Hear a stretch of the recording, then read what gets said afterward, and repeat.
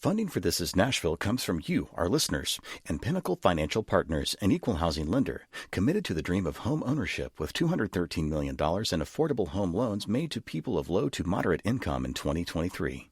PNFP.com/home. I'm Khalil Ekulona, and this is Nashville. Each weekday at noon, you'll find me here on 90.3 FM or WPLN.org. This is Nashville is our brand new daily show here at WPLN News. We'll go deeper on the news of the day and bring you perspectives you didn't know you were missing. Join us as we journey into the identity of our city and region. Temperatures are expected to drop this weekend. That's why today's show is all about how our unhoused neighbors cope through the bitter cold and what the city is doing to help. But first, we're going to take the temperature on hate groups in this town. Earlier this week, the Southern Poverty Law Center released a report indicating the number of active hate groups in Tennessee has dropped over the past year. That's a good thing, right? Well, here's the catch. Here to explain is WPLN reporter Paige Flager. Paige, welcome to This Is Nashville. Thanks for having me, Khalil. Really good to have you. So, all right, let's start with the report itself. I have to be honest here. I'm not super eager to click on something called the Year in Hate and Extremism, but break it down for me. What are some takeaways? Yeah, so the big takeaway this year is that for the third year in a row across the country, the number of hate and extremist groups are actually on the decline. But like you said, it's not necessarily cause for celebration. The Southern Poverty Law Center was saying that a lot of this hateful ideology is becoming more mainstream. So people don't need to become a card-carrying member of a hate group anymore to be able to express those perspectives. In your story for WPLN, you mentioned that January 6th was a factor in all this. Can you explain that? Yeah, exactly. I think the thing that the Southern Poverty Law Center was saying about January 6th, which kind of kicked off 2021, was that it just showed us what can happen when misinformation goes mainstream. You know, how many people can be motivated and mobilized based on what we're hearing sometimes spread on television, what we're seeing spread through the media, and what the results in the end of that mobilization can look like, which is what we saw at the Capitol, and that insurrection was obviously deadly. So, Okay, so the report says that there were 28 active hate groups in Tennessee in 2021, and that doesn't really sound great. But help put that into perspective for me. Like, how does that compare to our neighbor states? Yeah, so for a while we were seeing a lot of hate groups sort of predominantly focused down in the South. And that's because you see a lot of groups that are influenced by the history of the Ku Klux Klan, sometimes also the Confederacy and neo-Confederate ideas.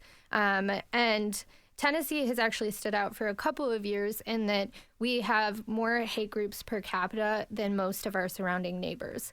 And so I think we, as we're talking about these things and the influence of these hate groups and what that can look like in our everyday lives and our laws and our legislature, I think it's important to think about Tennessee and what message the state is sending to these groups about how welcome they might be here. Okay, that's a really dubious distinction if there ever was one. I'm wondering, aside from the numbers themselves, are there any other trends that you can talk about? Yeah, so one of the big things that the Southern Poverty Law Center was highlighting this year was just the fact that as these ideas are becoming more mainstream, specifically anti-LGBTQ sentiments and ideology are making their way into the legislature. So like I had mentioned, you know, last year, Tennessee was one of many southern states specifically that passed a lot of legislation that was targeting the LGBTQ community and targeting specifically trans youth. And this year, we're looking at an increase in bills that are also targeting the LGBTQ community here. And so when we see these ideas becoming more mainstream and they're not just part of like this sort of you used to have to go seeking them out, right? Mm-hmm. It used to be like you would have to go onto a specific website or a corner of the internet or get in touch with people in order to meet up with these groups in person. Now, a lot of these ideologies, you're hearing them coming out of the mouths of politicians in our state house. And there's been a lot of reporting done about how last year some hate groups actually helped influence some of the laws that came through Tennessee's legislature. So speaking of hate groups, not my favorite way to start a sentence, to keep it real. Yeah. But we actually host an annual hate group conference here in Middle Tennessee, right? Yes. So every year for about 10 years now, the American Renaissance Group has been coming to Montgomery's Bell State Park here in Middle Tennessee and hosting kind of this conference. And the American Renaissance Group is sort of different because I think it's sort of like if these white separatist, white nationalist ideas are dressed up in like academic clothing, right? So it's like suit and tie kind of white separatism, and they like to talk about this idea of wanting like complete segregation based on like what they say are statistics, like crime rates and births out of wedlock that prove that like white people are superior to other people. That's their whole kind of zeitgeist. And they've been choosing Tennessee and our state parks for a long time because they couldn't find hotels or private businesses that would allow them to be there. But they say that Tennessee refuses to be bullied. And so they're able to host their conference here every year. Okay. What are you looking out for in this coming year? Yeah, I think as we're looking forward, like we were chatting about with the legislature, I'm interested to see what's going to happen with some of these anti-LGBTQ bills. Also, you know, when we're looking at things like hateful ideology and racism, thinking about what we are and are not teaching in our school system and the education system, that's becoming very it's becoming a culture war, right? So I think that will be definitely something to keep an eye on. Are you thinking that these things with the legislature, the culture war that is happening, it's tying in? How much of it, really quickly, how much do you think is election related? Yeah, the Southern Poverty Law Center said that they're seeing people who are using this ideology running for positions in their local school boards, judges.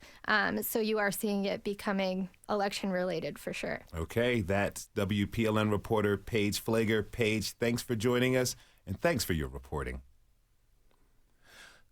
We're going to take a short break. When we come back, we'll talk about cold weather and how our unhoused neighbors get through severe drops in temperature like the one we'll see this weekend. We'll pick this discussion up in a moment. This is Nashville.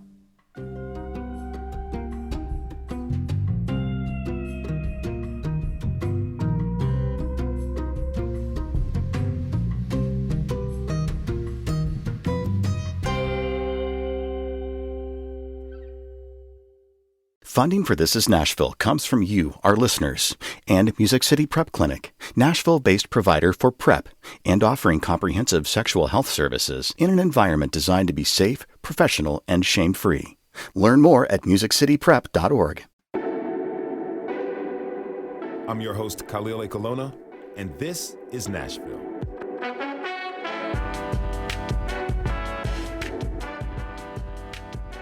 Tonight, temperatures are expected to drop below 30. Now, a lot of us are privileged to not have to worry too much about that. But for our unhoused neighbors, it's a different story. Today, we'll meet a few people who lived through this past winter and learn how they coped. Plus, we'll hear what the city has been doing to help. First, we're going to head out to a local campsite. It's one of more than 100 across Davidson County, where unhoused people live year-round. Winter is one of the more challenging seasons. As a part of her work with Sacred Parks Ministry, Reverend Lisa Cook supports people with low income and those living without houses.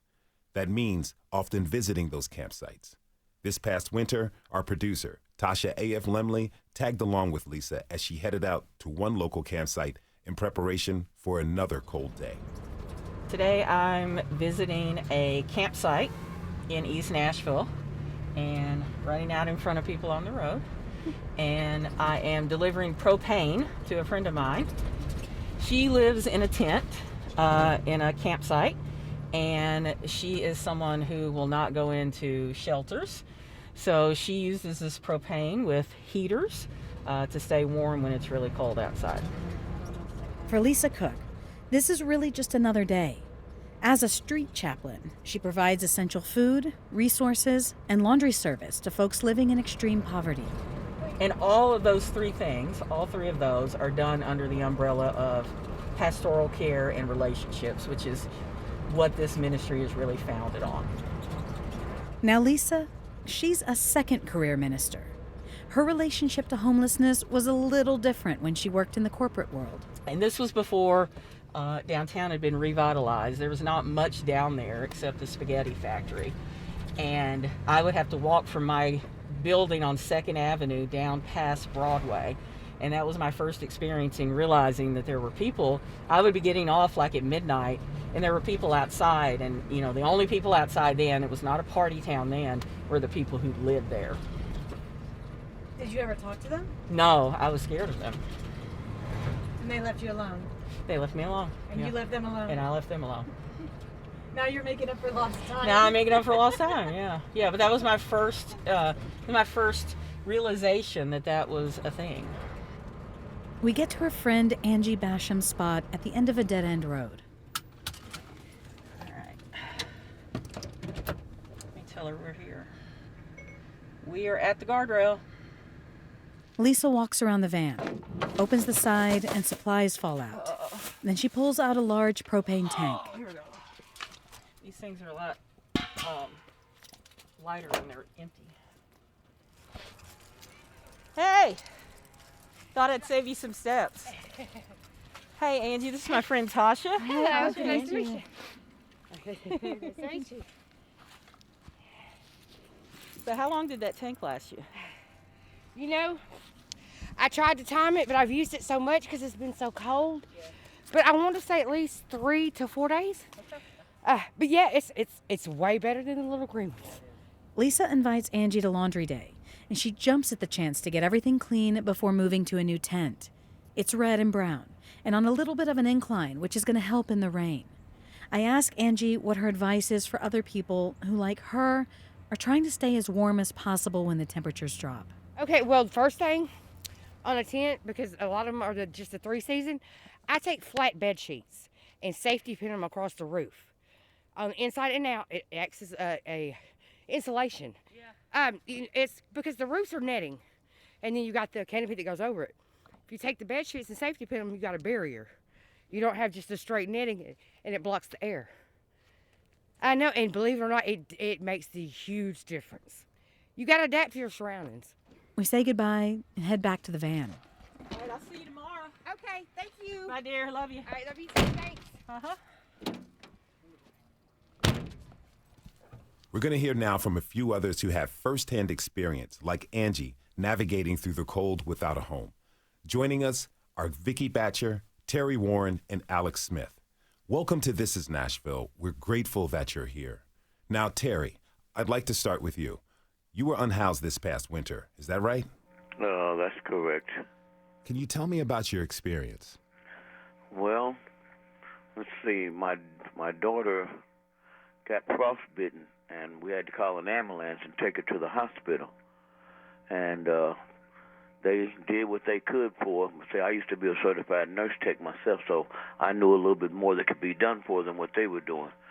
Well, when we got back to the tent, because we stayed at the Jefferson tent, the Jefferson Street encampment, when we got back, Salvation Army, Miss Tiffany contacted me and said that they were coming down there to get us out of there that day and put us in a shelter. And then the next day we're going into housing, and everything happened just like she said. And now we're still in temporary housing. And I really thank Miss Tiffany. I also thank Miss India, because without them two, none of this would be happening for us. These people are really out here in the organizations trying to help the homeless and get housing for us and things that we need so that we can eventually get to permanent housing. Okay. Vicki, share some of your experience with me. When you were unhoused, what did you do when the weather got cold? When the weather got cold, it was just kind of knowing street smarts, okay, listening to other people, learning what would work for us. It was myself, my son, and my ESA dog, Faith, which she helped a lot keep us warm. But the cold weather shelters never worked for us. The regular shelters never worked for us. We'd use blankets. We had lived in an RV when the temperature went down to 2 degrees.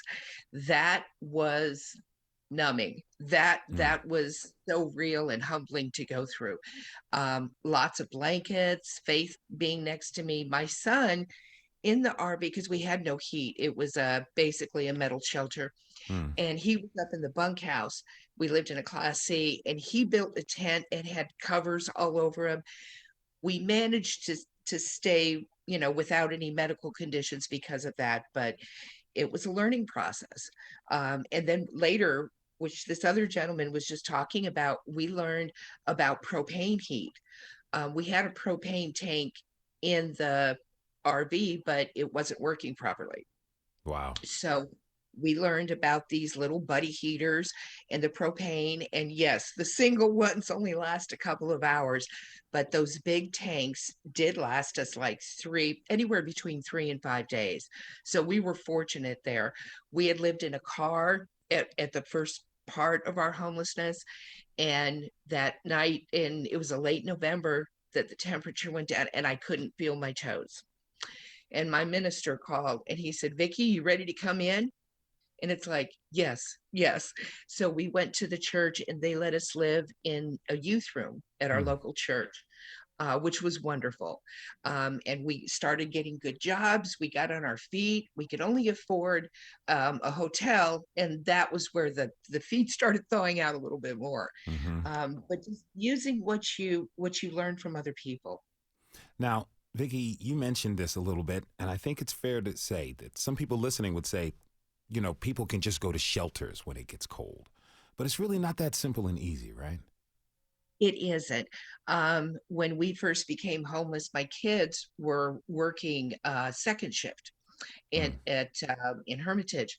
So there was the consensus of my kids would have to quit the job, stand in line when the shelter would open for them to get a bed, which made absolutely no sense to me whatsoever. Mm-hmm. So that was a barrier.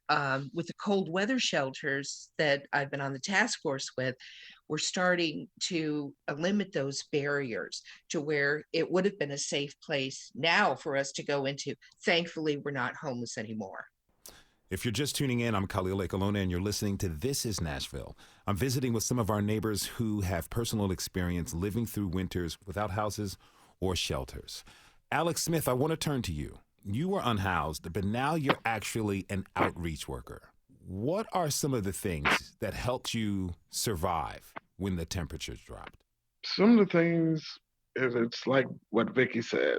When you get around the older generation, they inform you on exactly what to do, what places to go to get warm, uh, what heat vents, how to properly imply your tent with sheets and bedspreads, and how to properly make a fire that lasts all night long. Mm-hmm. Um, I really learned a lot from the older generation that was already there, because when I was first on the street, I was 18 years old and I had absolutely no clue what I was doing. So they really kind of navigated my way through the winter. And then also being willing to trust the nonprofits when they will have shelters and be like, hey, we will be here at this particular time, tell your people. And, you got to inform everybody. Everybody got to be on one accord. But it was really hard for me to like realize that some people wouldn't be able to come to the shelters, or they just don't want to come to the shelters. What was difficult for you in that recognition? Well, it was more or less of the mentality. What do you mean? Well, the missions have bad, bad reputation. And for the homeless community, once you say shelter, the first thing that they think about is the mission, which is not true now. There's overflow shelters. There's so many different nonprofits that's opening up churches and opening up buildings so people can actually get in nowadays. But when I was homeless, it was mostly, hey, there's a shelter open, but it's either the mission or you go to this church that's on kind of the outskirts of town, and you got to be there at 3 o'clock to catch the bus or catch the van. And a lot of the older generation that I kind of hung around and look up to, they would never go. And it was heartbreaking, especially when I know it was cold and I know it was snowing and like they shouldn't be out there. But their mind was so misconstrued and hurt so much that they would never choose to use a shelter.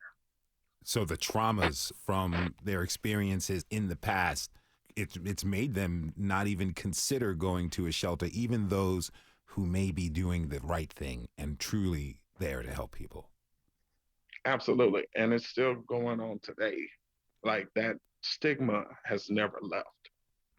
Now, there might be some new rules changes at the men's mission and the women's mission. Hey, more power to you.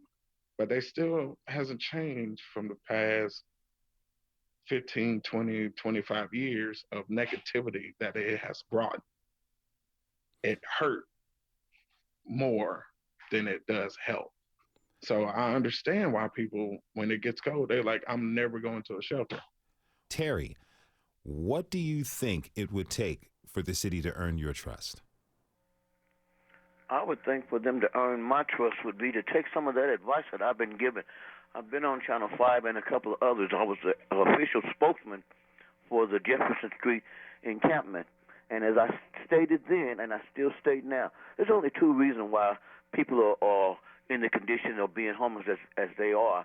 And that is, one, because they want to do their drugs and they know they can't do that in these places that they take them for shelter. And then there's two, they got the good people that just can't do no better, and they need actual. Either way, it boils down to actual counseling. They need the people to first get in there and help these people, get their mind together, get them in the right place where they need to be. Then they can go ahead and start getting them into housing. Because if you move them straight into housing and they still got their problem, guess what? All you're doing is moving the problem. A question for all three of you to answer. Who do you have more faith in terms of actual effective help? The city or nonprofit organizations? Vicki? Neither. Myself. I did it myself. I put my street smarts along with what I knew with computers, and I did it myself. I didn't rely on a nonprofit. The first time we ever saw a caseworker, she told my kids, "You both need to get a job," and it was like, no, that's not going to work either. So that ended that. Every person is unique, and I don't agree with the going out of just allowing people in affordable housing who don't have drug problems and such. It's not until you move into affordable housing that the cobwebs start cleaning up out of your head, because it takes a while. And to have somebody on the streets just because they've made bad choices is not. I was homeless because I was evicted after eviction after eviction. No drugs plate. So let's stop saying all homeless people are drug or addicts and alcoholics, because there's a lot of addicts and alcoholics out there that aren't homeless. The statement that I made was that there's two problems. You got the people that are on the drugs, then you got the people that are not. I wanted to clear that up because, look, I was homeless and I wasn't on no drugs. So I surely didn't mean that to sound like all the people that are homeless is on drugs. And I'd also like to add that, once again, the solution to me is the nonprofits and the other organizations helping, because that's who helped us. Without them, I'd probably still be out there. Now, Alex, you are an outreach worker. In your experience, what strategies actually work? See, it's very difficult for me to answer this particular question because the fact I can see both sides of the coin. Hmm. And here's the thing: when I was homeless from 18 to 28, I didn't trust no one, no nonprofits, no. I didn't even know what a nonprofit was, Mm-hmm. but I didn't trust nobody from the city either. But as time went on, and these new nonprofits start to come, they was my friends, they was my allies, they helped me out. So it's the youth that is moving. It's the new crop of that's not about old money. Only way that Nashville can truly move forward if we get oldness to be removed. The old ways, the old stigma, the old money, the old thoughts, that has to be removed. There's a new age, there's a new time frame. We are doing the work to continue to move forward, but we're constantly backtracking 4 or 5 times because there's someone with more money that has no idea choosing to make the decisions when they have absolutely no right to make the decisions.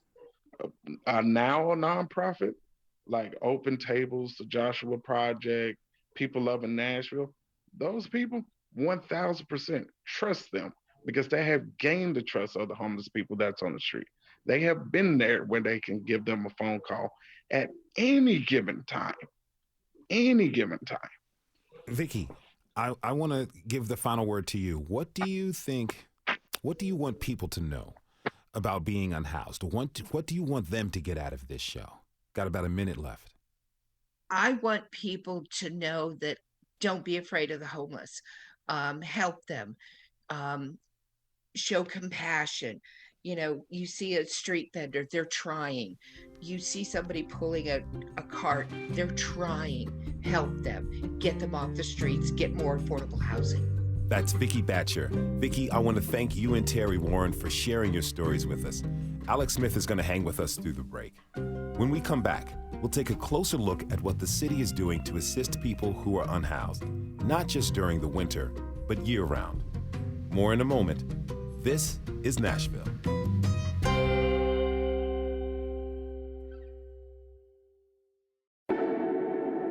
Welcome back. I'm your host, Khalil Ekulona, and this is Nashville.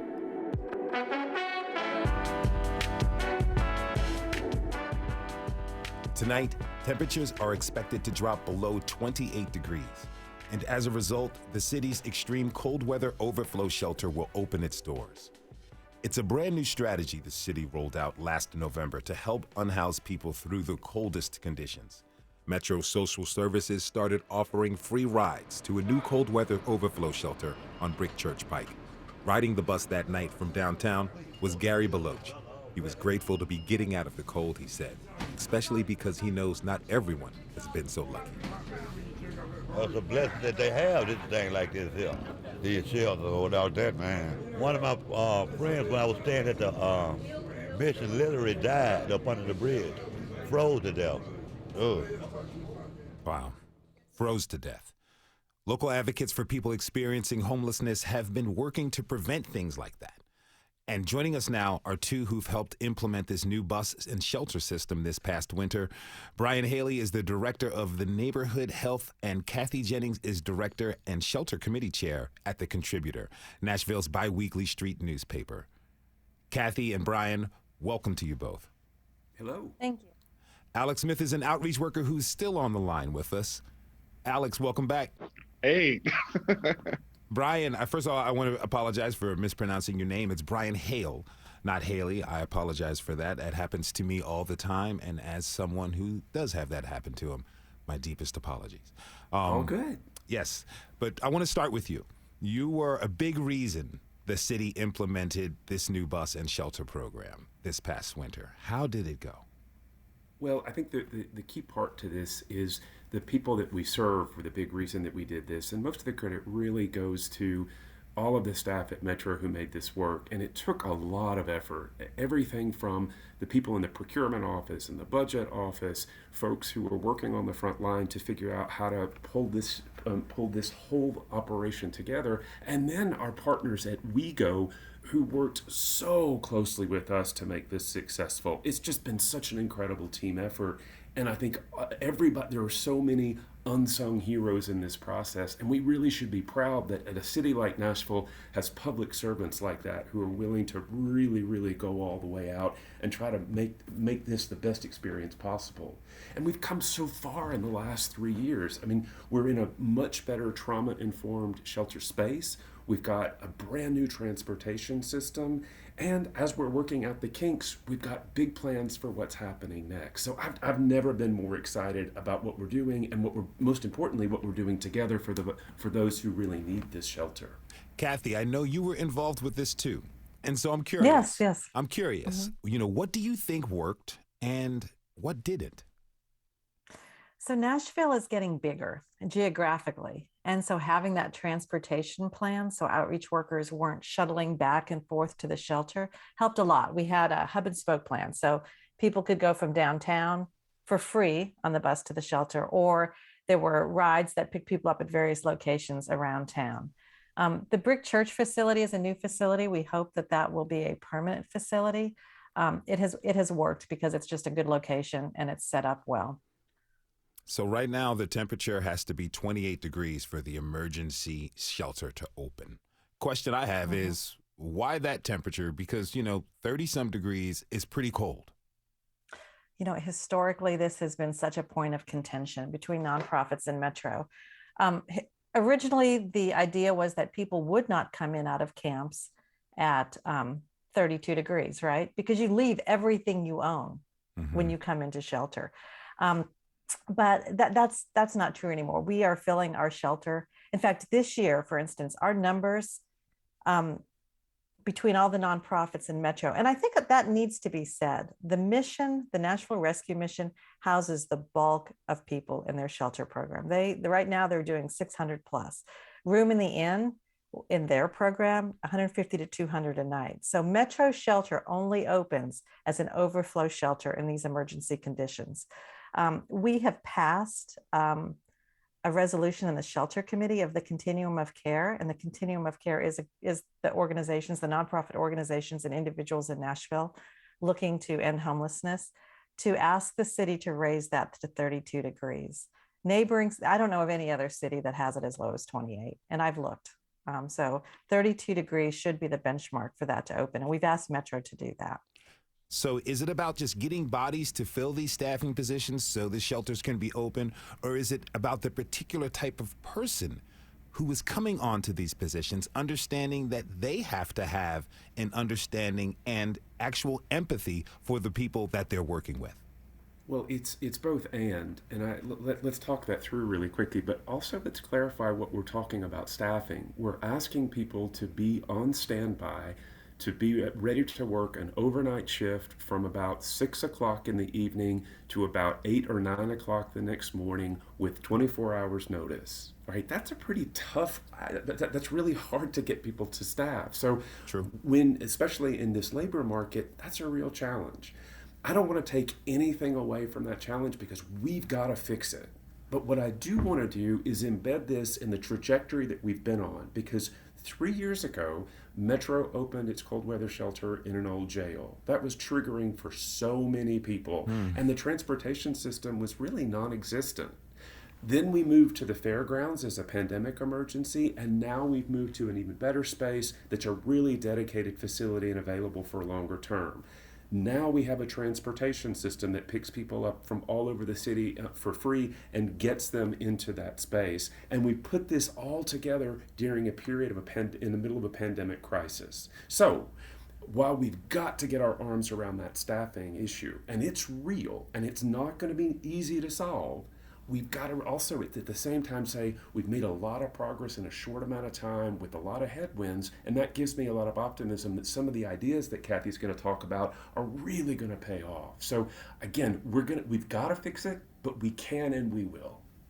If you're just tuning in, I'm Khalil Ekulona, and you're listening to This is Nashville. We're talking this hour about living in the cold when you're experiencing homelessness. Now, Kathy, I'm definitely going to get to you with staffing, but Alex, I want to jump to you real quick. We talked a little bit about skepticism of shelters in the last segment. From what you've heard so far and your experience, what advice would you give to Kathy and Brian to improve the services that shelters provide? Well, the great thing of it is I'm on the same task force as Kathy and Brian. So there's nothing I can really tell them that they don't already know when it comes from me. But what I will say to the public is they need more help from the city. They need more help staffing. They need more help in general because the way that we're going in such a positive way in the past 3 years that I have never seen before the whole entire time I was homeless. And I'm talking about 10 years. I have never seen the progress that we have made, especially in these past 7 months, and how we have pushed and pulled and dragged and clawed our way to be where we are today and be accomplished that we are today. So I am so grateful for Brian and Kathy and Vicky and everybody else that is a part of this task force, that's part of this movement, because we all know what we have to do. We all will move together as one unit to continue to move forward and continue to change the narrative and change the perspective. So I'm so grateful and so honored to know both of these people and to call them my friends and just so proud in general. Kathy, Brian said you have some ideas. I and our audience are interested in hearing them. Let's get into it. What are some of your ideas to improve, particularly staffing these facilities? You know, it's really not just my ideas. Vicky has come to the shelter committee meetings. Both Alex and Vicky are on the task force. And I work with a lot of outreach workers that are actually out there doing the jobs like Tasha interviewed. So what we really need to do is think outside the box, right? We don't need to look at one source for the staffing, nor does there necessarily, and I'm talking in the future, have to be one location for a shelter. As the city grows, other cities have set up different, like we have the bus, we have the stops for the mobile transportation, that we could set up different geographic locations for these shelters. The other possibility is instead of putting everything on Metro, right? Metro needs to run the shelter. Metro needs to pull from their staff. As Alex told you, most of the people they see daily are the outreach workers. What if we were able to provide funds in the form of an RFP from Metro to some of these nonprofits so that they could have enough staff that they could flex and do overnight shelters also, right? And so the same people would see the people they've been working with. So we always talk about a housing first philosophy, right? And we've mentioned that a few times.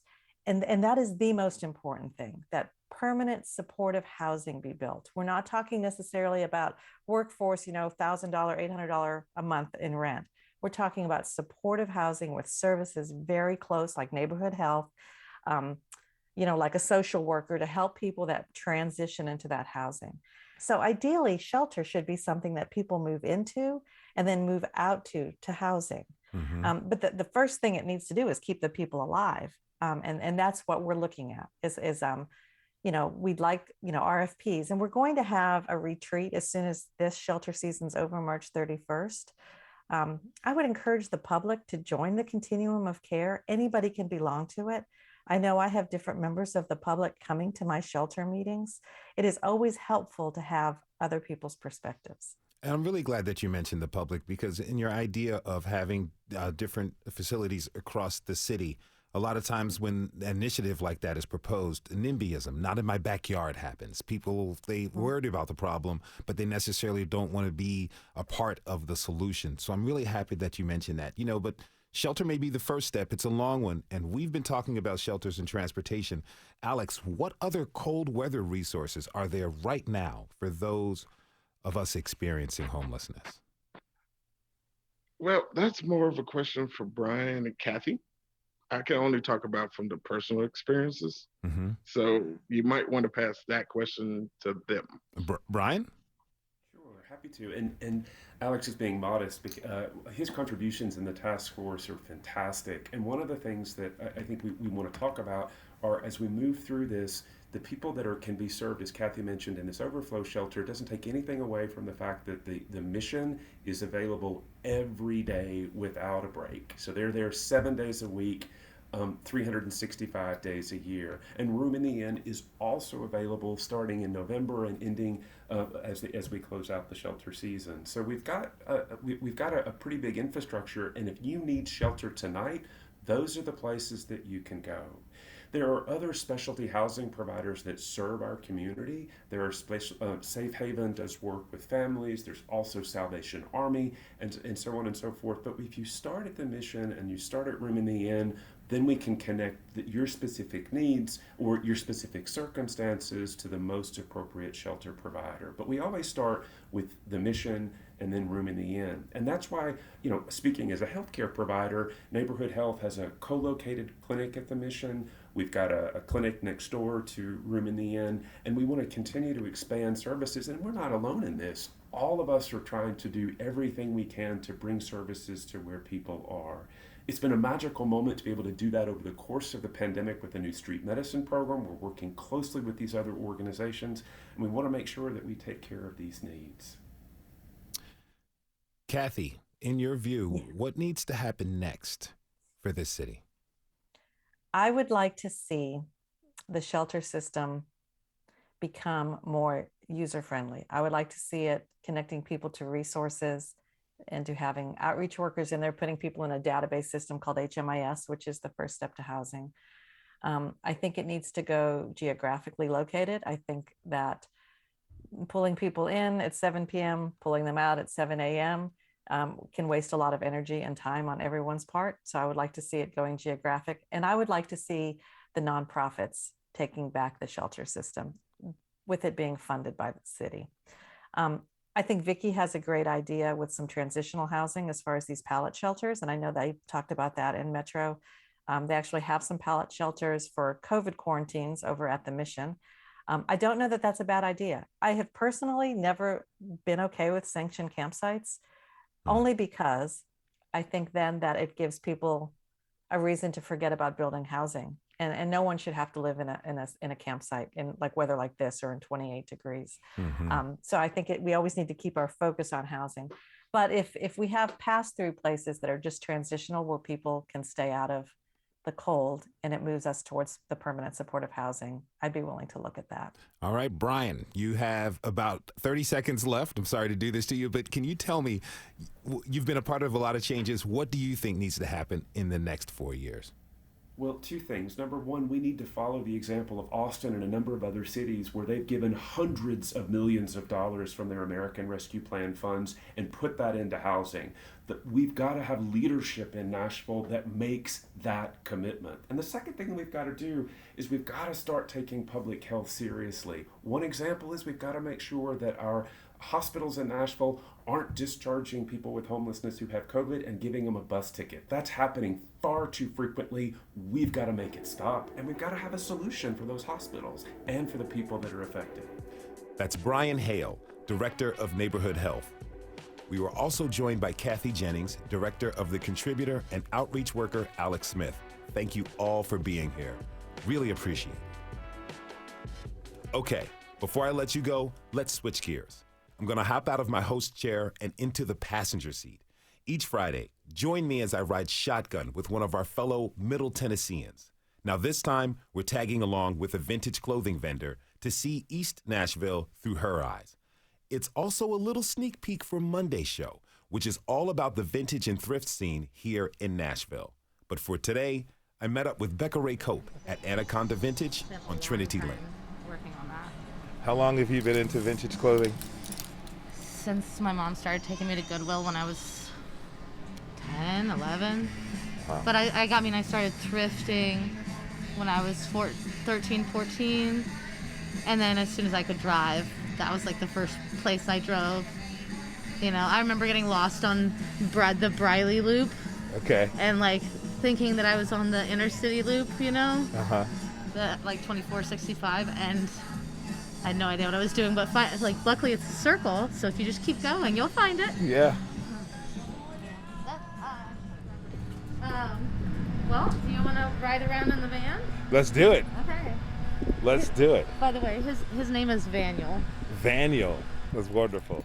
All right, so Vaniel is a white van with blue flames. He's bitching, y'all. He's bitching. How long have you lived in East Nashville? Oh, man. Let's see. I mean, I started coming over here in 2008. I started coming to this side of town because of shows. My friend, Greg Thornton, he used to throw punk shows on a slab of cement in his backyard that he owned the house. You know, it was definitely, I mean, way less developed. Like, all that shit's new. Like, it was a little bit sketchy, but I always have felt safe in Nashville, and I mean, part of that's being a white woman. And I don't know, maybe I'm just naive. All the bars that I choose to go to in this town, like, I feel comfortable just, like, putting my purse in one place for the night and then coming back to it at the end of the night, and it's still there with everything in it. Wow. So. We're cruising down Gallatin Pike, and she points out vintage shop after vintage shop after vintage shop. There's Music City Vintage, the next vintage store. Okay. And that's really cool because that was a niche that was really needed. It is more like, I would say, masculine clothes, like t-shirts and hats and sneakers, you know. And the vintage scene here kind of exploded after Trisha Brantley opened up Hip Zipper Vintage in 5 Points 2 decades ago. I call her the godmother of vintage in Nashville. She's so kind, and like when we first opened, she brought us like the things that you hold hangers in. She was like, I got some extra ones of these, thought you guys could use them. It's like, and she has a list of every vintage store in Nashville. There's just so much out there to try and value and appraise. That's the godmother of vintage herself. She says technically anything from before 2000 counts as vintage these days. And that's a long period of time to be talking about clothing and accessories and stuff. So some of it is going to be affordable, and some of it is going to be just for the collector and the person who's got the expendable income to be able to. You could apply the same conversation to art, to cars, to stamps, to coins. I mean, it's no different in the vintage clothing world. Have you been to Wilburn Street Tavern? No. Okay. This is a really cool spot. Woman owned, Miss Teresa. She also owns Moss Tacos. She's a badass lady. And Teresa Mason opened up the beloved Moss Tacos Por Favor as a food truck, then moved to the corner of McFerrin Avenue and 9th about 4 years ago. Then she took over the Wilburn Street Tavern, one of the oldest bars in this neighborhood. Now, this place is seriously cool. It's an old school dive bar. Funky alligator art hangs. Music bounces off the walls. No TVs. From what I could tell, this place is no frills, all chill. We find a few seats at the back patio. When we were inside, Bekah Raye was given a gift of sorts by the bartenders. Yeah, I guess I left my jacket here. Okay, cool. I'm sure I left it on the back of it. And they got it for you. Of course. See what I mean? I feel comfortable just like putting my purse in one place for the night and then coming back to it at the end of the night, and it's still there with everything in it. Woody and Buzz Lightyear, that's awesome. It's an embroidered denim Toy Story 2. Nice. Yeah. And it's like wine. Ooh, there's stuff in the pockets too. Let's see what I got. There's a lipstick. On the way back to the Anaconda parking lot to pick up my car, Bekah Raye tells me about her journey into country music. You see, for fun, she would sing at karaoke spots and bars with her musician friends. Suddenly, she was getting random message requests on social media. Hey, do you and your band want to play a show at Acme Feed and Seed? And I was like, you don't know I don't have a band. And so I got a gig at Acme, and I had that for a while, and it was fun. But that's not what. I mean, I'll probably gig again one day, but that's not right now. Yeah. So that's awesome. Wow. Thank you so much. Yeah, anytime. I've got so much to say. Thanks for tagging along with me for that ride through East Nashville with vintage clothing vendor Bekah Raye Cope. Tune in Monday for a full show of our city's thrift and vintage scene. That's a wrap for our second week of This is Nashville. We've got some great episodes under our belt already. Listen back at thisisnashville.org or wherever you get your podcasts. I highly recommend our episode on North Nashville's arts heritage. And you know what? Check out our debut episode while you're at it. We talked old and new Nashville and shared what we've got in store for you. Thanks to all of you for tuning in this hour. Our producers are Steve Haruch, Rose Gilbert, and Tasha A.F. Lemley. Our digital lead is Anna Gallegos-Cannon. Michaela Elias is our technical director. Our executive producer is Andrea Tudhope. Shout out to our news director, Emily Seiner, and our theme musicians, Larange and Namir Blade. The conversation doesn't end here. Find us on Facebook, Instagram, and Twitter at This is Nashville. I'm Khalil Ekulona. We'll see you on Monday, everybody. And be good to each other.